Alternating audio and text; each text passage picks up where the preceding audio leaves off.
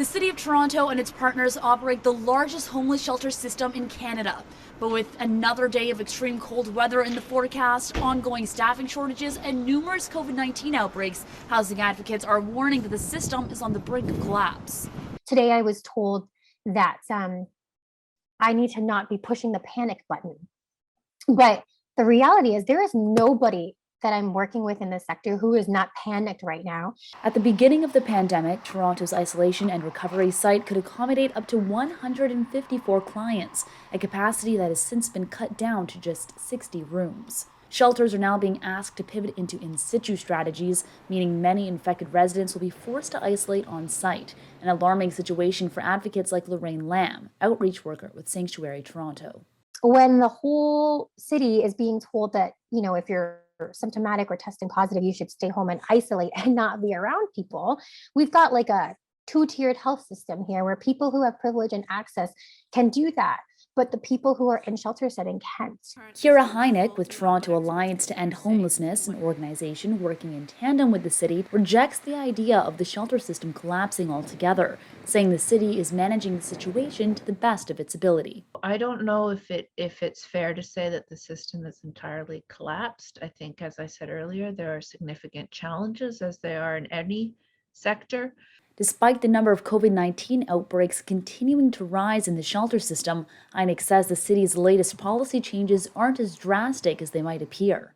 A variant that is spreading so quickly, does it matter whether we have 200 or 400 or 600 recovery and isolation spaces?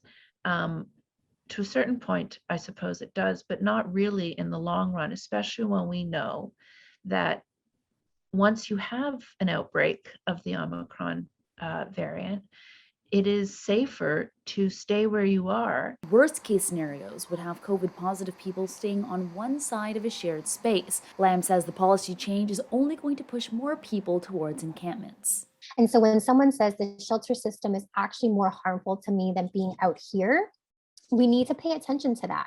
At a news briefing this morning, Toronto Mayor John Tory spoke about shelter capacity concerns as extreme cold weather alerts continue to hit the city. With the cold weather we've been experiencing, we've talked about what we can do to make sure that the capacity that is needed to house and shelter those who are experiencing homelessness is there for them.